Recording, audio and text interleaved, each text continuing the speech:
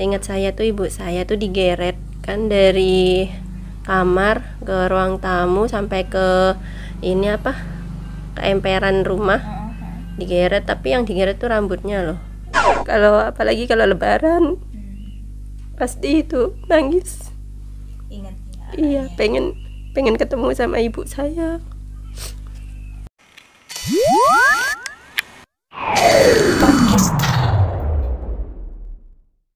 Halo, assalamualaikum sobat RTV. Kali ini kita berada di segmen Podcaster dan kita bakalan mendengarkan kisah nyata dari seseorang yang membuat atau mungkin menambah rasa syukur kita ya. Langsung saja kita sapa dengan Kak Tia. Assalamualaikum. Waalaikumsalam. Akhirnya nyampe lagi ya ke sini. Lagi ke sini ya, diundang lagi. Oke, dan ternyata memang ada kisah nyata yang gimana tuh mungkin dari awalnya? Kisah pribadi ya. Oh, masalah gitu, oke. pribadi Ah. berarti. Kisah pribadi yang mungkin yang agak ini sih kalau diceritakan mungkin ini ya agak ngenes gitu loh. Iya. Jadi ya, karena ini sih orang tua kayak gitu. Jadi keluarga memang dari apa sih, keluarga yang broken home. Oke. Itu sejak usia berapa? Jadi ya memang sejak kecil dari umur 2 tahun sih memang Udah yang broken home. iya. Ibu sama bapak itu udah pisah gitu kan. Ya meskipun belum pisah secara resmi, secara apa? Negara tersurat gitu ya? negara, tapi memang kalau secara hukum agama kan memang sudah pisah kan, 3 bulan aja ya kan. Iya. Itu sudah pisah ya. Jadi memang ditinggalkan begitu saja sama orang tua laki-laki. Tapi mengenal nggak sih sosok ayah? Kalau mengenal sih ya sangat mengenal ya. Kalau untuk ini orang tua saya, bapak itu memang kenal karena memang posisi juga rumah juga dekat sebenarnya. Oh. Iya, jadi dekat, tapi ya itu sih seperti bukan anak sama bapak ya.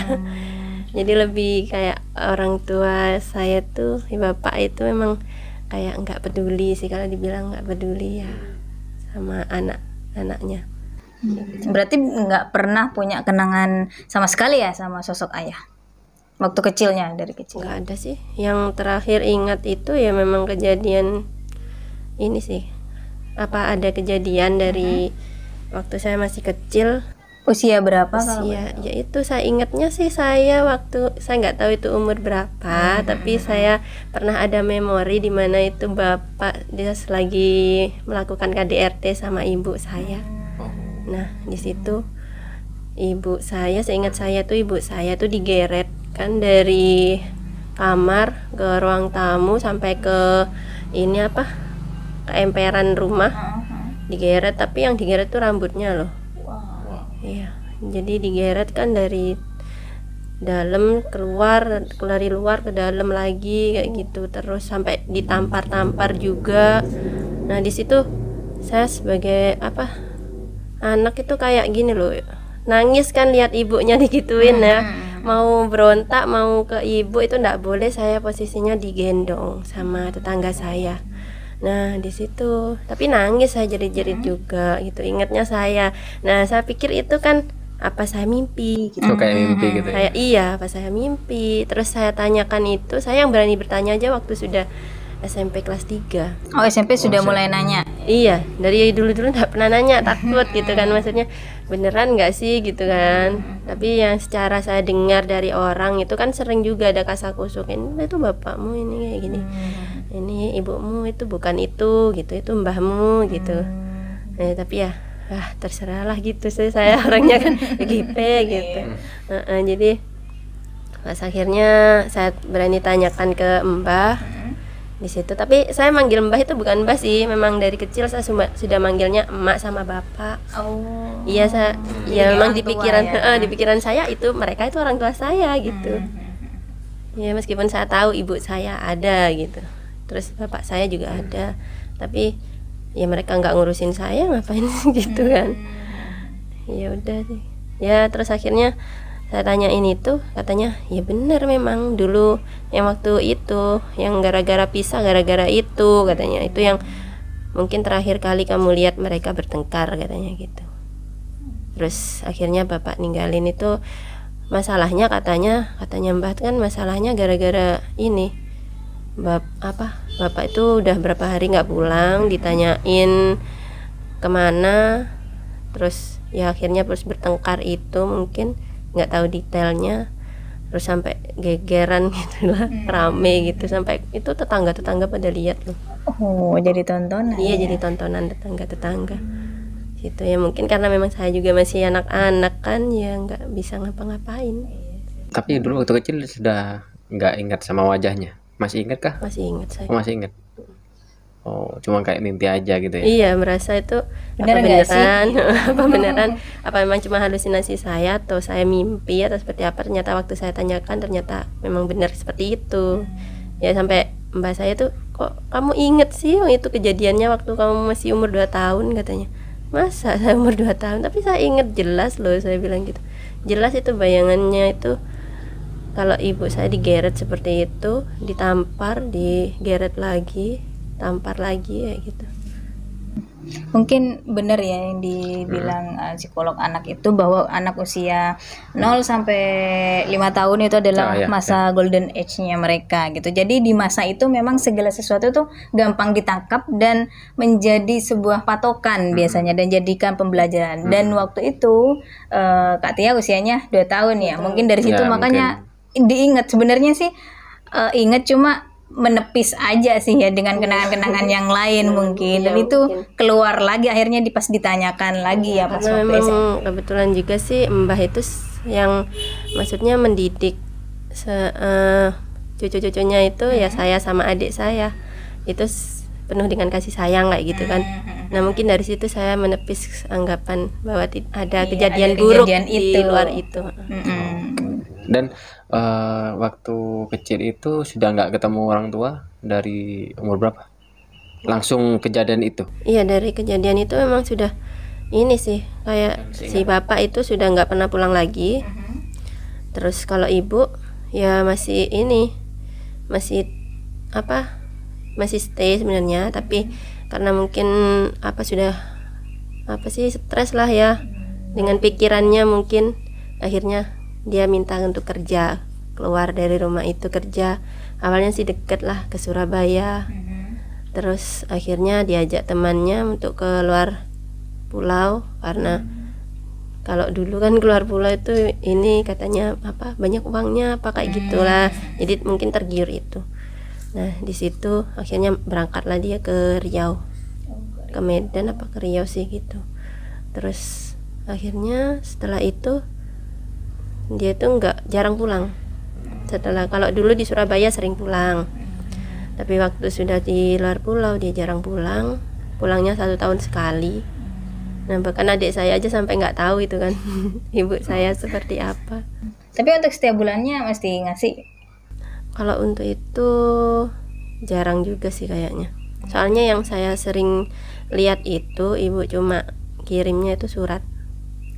Kalau dulu kan surat, terus telegram yang pakai pokoknya kayak print-printan gitu lah. Kayak gitu ya. Uang sih memang ada kadang-kadang gitu ya, mungkin mungkin juga kan kayak ekonomi di sana juga nggak terlalu ini mungkin ya. Berarti murni Kak Tia ini dibiayain sama mbahnya ya?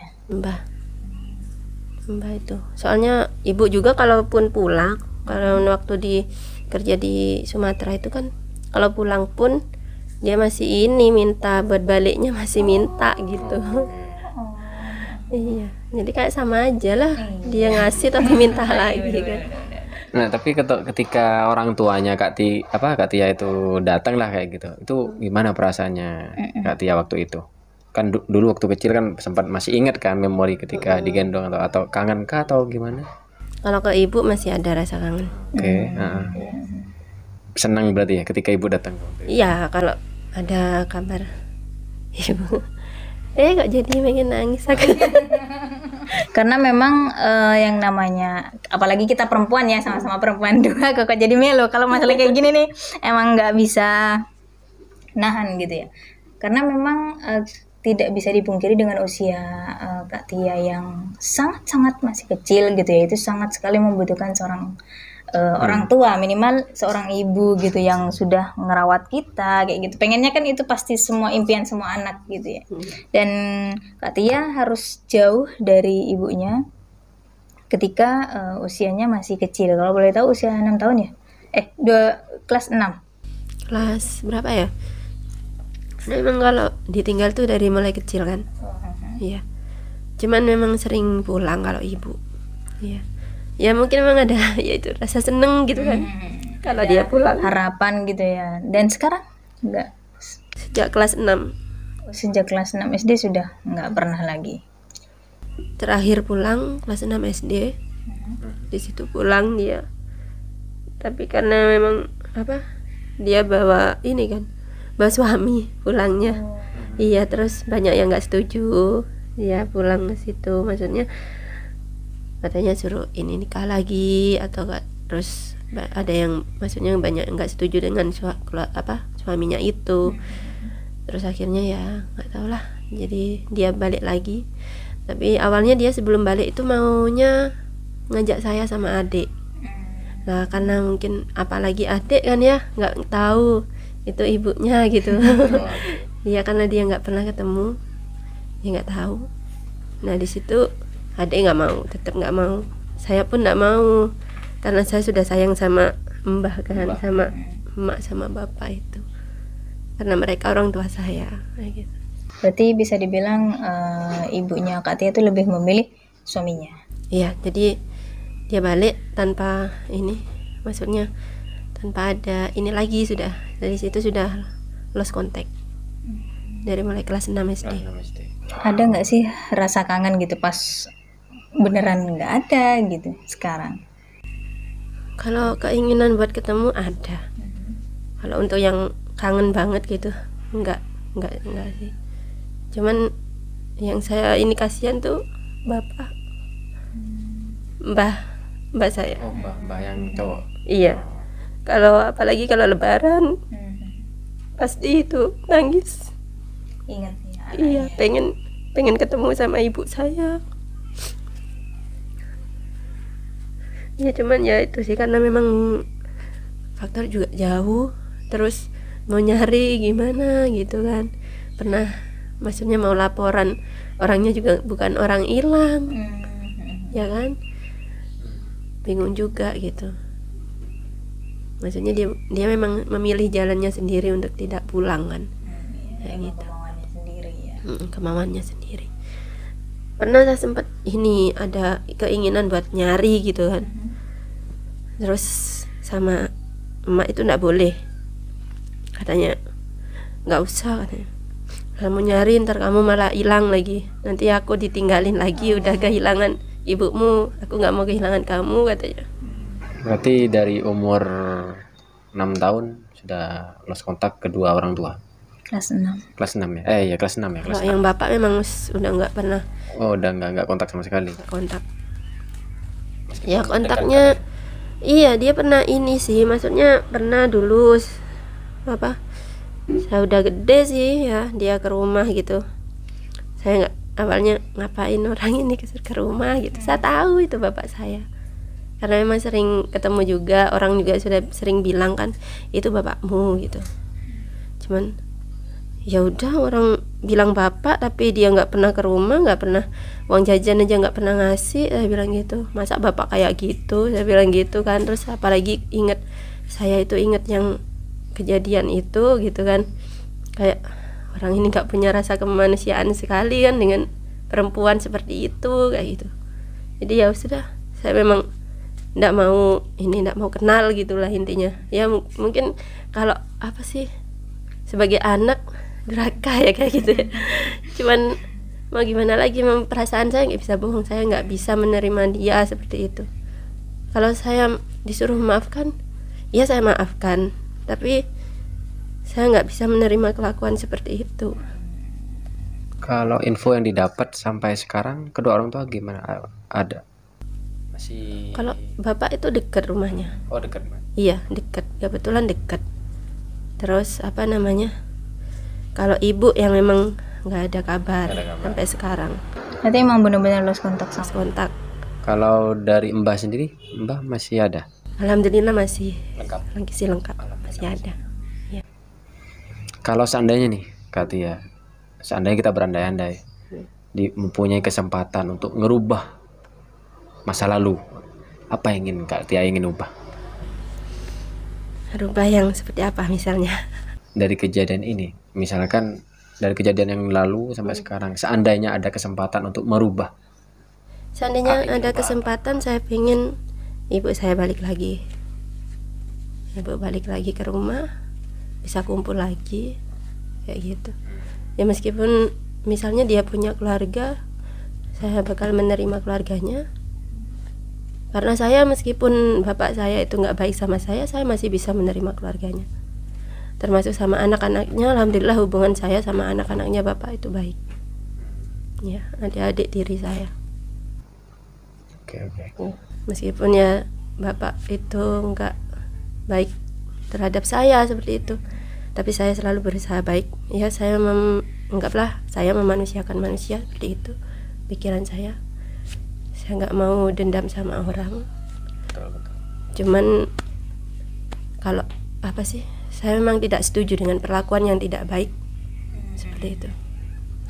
Jadi kalau dulu kan itu masih zaman belum teknologi. Sekarang kan sudah ada serba canggih. Apa nggak ada kontak terakhir yang bisa dihubungi mungkin untuk ibu ya? Ibu ya, ada nomor telepon. Oh, masih bisa sempat komunikasi berarti?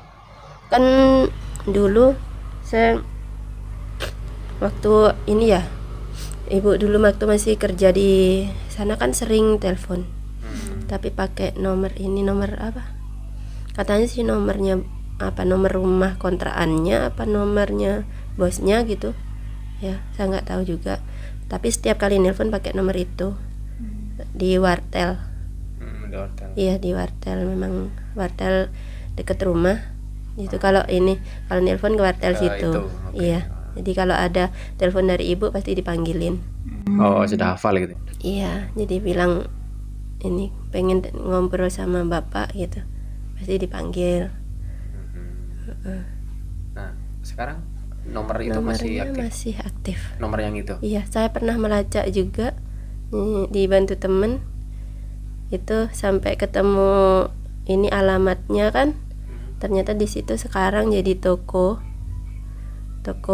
perabot. Nggak tahu dulu apa, katanya dulu pernah toko sama kontrakan apa gimana gitu kan. Sekarang dia jadi toko perabot. Nah, saya pernah telepon, saya pernah WA juga. Saya tanyain ibu saya, nama ibu saya nggak ada. Katanya mungkin dulu itu mbak, katanya. Soalnya ini sudah ganti pemilik katanya. Jadi jual lah ya. Iya, karena bangkrut katanya. Nah di situ ya sudahlah, berarti hilang harapan saya untuk mencari. Karena memang saya juga sempat ini kan dulu kerja nabung gitu, pengen nyari ibu saya ke sana, cuman sama emak nggak boleh. Ya itu kata-katanya yang bikin saya sedih kan. Dia nggak mau kehilangan saya seperti kehilangan ibu saya. Jadi neneknya Katia jadi ibu ya sekarang. Iya. Buat Katia. Iya, dari kecil memang sudah ini apa, saya orang tuanya ke kakek nenek saya itu dari ibu. Pernah nggak sih waktu masih usia 12 tahun itu kan kadang masih suka main-main gitu kan ya, kalau Sabtu Minggu sama orang tua gitu. Kangen nggak sih atau pengen nggak, iri nggak sih gitu lihat teman-teman?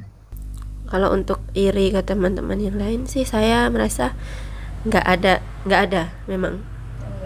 Ya karena kakek nenek saya itu ya sudah bisa menggantikan. Iya, sudah bisa menggantikan saya pikir, karena mereka itu nggak membedakan saya itu cucunya.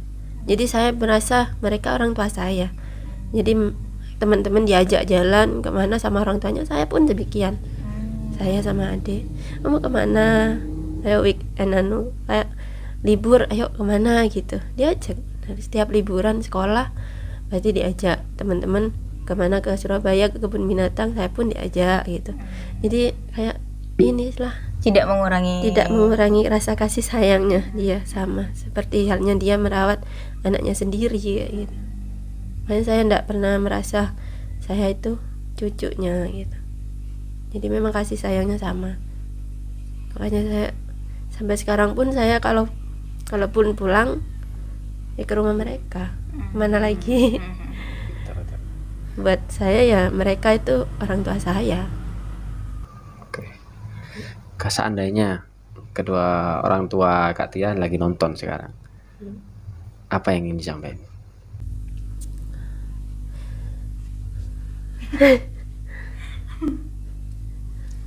Saya ingin menyampaikan kalau saya baik-baik saja tanpa mereka. Saya akan jadi orang yang kuat karena memang didikan emak sama bapak itu sudah lebih dari didikan orang tua. Jadi saya tidak ini, meskipun saya dibilang orang dari keluarga broken home, saya tidak peduli karena saya sudah bahagia dengan kakek nenek saya. Apa sih yang bisa diambil dari masa lalunya Kak Tia untuk anak-anaknya Kak Tia nanti ke depan? Saya harap mereka tidak punya ini, maksudnya gak ada kisah seperti saya, sudah cukup di saya seperti itu. Iya, jadi saya harap untuk maksudnya keluarga selalu rukun, tidak ada yang namanya perceraian, pertengkaran. Saya ingin keluarga saya baik-baik saja, anak saya juga, doa saya semoga anak saya juga nggak ada yang mengalami nasib seperti saya, seperti itu. Cukup saya yang rasakan. Berarti bisa mengambil hikmah ya dari masa lalunya Kak Tia ya, agar anak-anaknya Kak Tia dan seterusnya bisa lebih bahagia ya gitu ya. Sekarang aktivitasnya Kak Tia fokus kerja ya? Fokus kerja. Fokus kerja untuk menafkahi, bantu suami ya? Bantu suami, karena suami juga ada kerjaan, terus ya saya kerja cuman untuk bantu-bantu aja, ngisi waktu luang juga. Karena kalau nggak kerja juga ini sih, maksudnya udah biasa dari kecil, memang terbiasa ini nggak aktivitas kayak gitu. Jadi kalau diam di rumah aja itu kayak gimana ya, bosan. Iya. Jadi meskipun ya anak-anak, karena waktu kerja saya juga nggak terikat kan, jadi saya masih bisa sama anak-anak, masih bisa bagi waktu sama keluarga, bisa kerja juga, jadi santai. Pesan moral nih buat yang lagi nonton. Buat yang lagi nonton ya, untuk menjaga keluarga supaya lebih baik lagi, maksudnya karena apapun yang terjadi dengan keluarga itu akan sangat berdampak untuk anak-anak kita kayak gitu. Jadi harus benar-benar saling menjaga keutuhan keluarga. Ya bersyukurlah buat kalian yang memang bukan dari keluarga broken home, karena pasti ada ini, bukan hanya apa sih, maksudnya batin, tekanan gitu ya, tekanan dari luar pun ada kayak gitu. Kan hanya tekanan dari dalam diri, karena kadang orang yang bilang kamu dari keluarga broken home itu memang sangat ini loh, kena iya, ngaruh juga kayak gitu. Dan kondisi itu memang nggak bisa kita pilih ya kan? Iya, kita nggak bisa memilih kondisi itu memang datang dengan sendirinya. Siapa sih yang mau kayak gitu kan? Iya, kadang gini, saya juga dulu kan pernah kan, maksudnya sebelum nikah sama suami saya. Nah itu saya pernah kan mau di ini, maksudnya ada yang minta, terus tahu bahwa keluarga saya berasal dari keluarga broken home seperti itu, akhirnya mereka membatalkan seperti itu. Nah di situ aja sudah jadi ini kan, maksudnya ya ampun, ini kayak aib banget gitu, ya kan, orang dari keluarga broken home itu ditolak orang kayak gitu. Ya saya pikir nggak semua orang menginginkan nasib seperti itu. Iya benar. Ya kan. Siapa yang mau juga dapat nasib seperti itu? Nggak ada. Saya juga memang kebetulan memang nasib saya seperti itu. Tapi saya nggak akan nyerah dengan nasib saya. karena yang menjalani itu bukan mereka kan, saya sendiri. Ya, saya akan berjuang untuk nasib saya bisa lebih baik. Ya, namanya jalan hidup manusia itu kan emang beda-beda ya kan, dan tingkat ujiannya juga yang kita hadapi juga beda-beda, tergantung kitanya, porsi kita tuh segini kuatnya, dan Tuhan juga maha tahu kita kuatnya sampai di titik yang mana gitu.